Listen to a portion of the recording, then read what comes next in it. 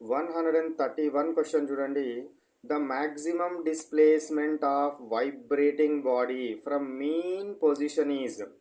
ఒక mean position మధ్యమ స్థానం నుంచి అది వైబ్రేట్ అయిన పెద్ద పొజిషన్ని ఏమనడం జరుగుతుంది? వెళ్ళిన దూరాన్ని, అధిక దూరాన్ని ఏమంటారు? యాంప్లిట్యూడ్ అంటారు. దీన్ని తరంగం రూపంలో కనుక చూపెట్టినట్టయితే ఈ విధంగా చూపెడతారు. ఈ యొక్క మధ్య బిందువు నుంచి వెళ్ళిన హైట్ ఏదైతే ఉందో ఇది యాంప్లిట్యూడ్, లేదా డెప్త్ ఏదైతే ఉందో ఇది యాంప్లిట్యూడ్. సో దాని యొక్క మీన్ పొజిషన్ నుంచి వచ్చిన అత్యధిక డిస్ప్లేస్మెంట్ని ఏమంటారు? యాంప్లిట్యూడ్ అంటారు. ఏమంటారు? యాంప్లిట్యూడ్ అంటారు. Next 132. Sound travels faster in. Sound ఎందులో ఎక్కువ వేగంగా ప్రయాణిస్తుంది? సౌండ్ ఎక్కువగా ఎందులో ప్రయాణిస్తుంది? సౌండ్ వేవ్స్ది solids is greater than liquids is greater than gas. So వ్యాక్యూమ్లో 0 ఉంటుంది, వ్యాక్యూమ్లో 0 ఉంటుంది. సో సాలిడ్స్లో ఎక్కువగా ఉంటుంది కాబట్టి solids is the answer, right answer. 133 question చూడండి. Which property of sound decides how shrill or flat it is. దాని యొక్క ఇదేంటి? కీచుదనాన్ని లేదా బొంగురుగా ఉందా? ఫ్లాట్ అంటే బొంగురుగా ఉండడం.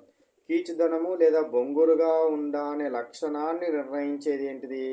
దాని యొక్క పిచ్ నిర్ణయిస్తుంది. ఏం నిర్ణయిస్తుంది?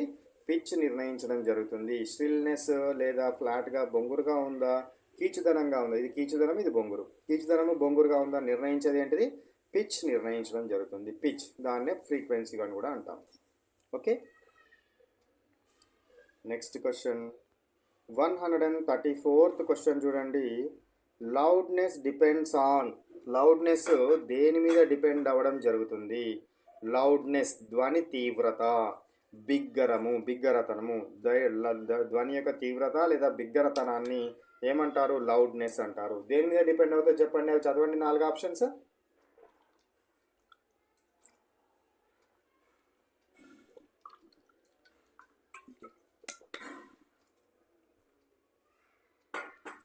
First option amplitude, frequency, medium, pitch. దేని మీద డిపెండ్ అవుతుంది?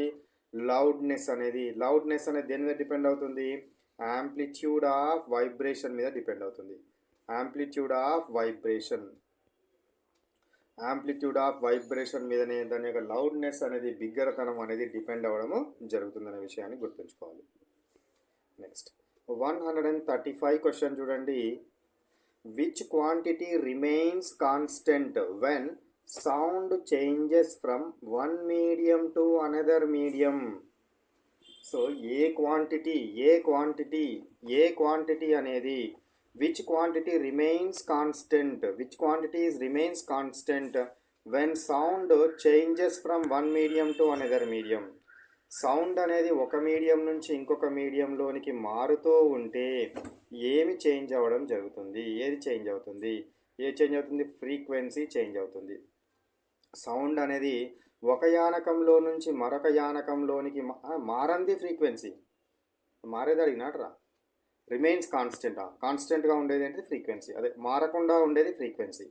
ధ్వని ఒక యానకం నుంచి మరొక యానకంలోనికి మారినప్పుడు దాని యొక్క స్పీడు మారుతుంది.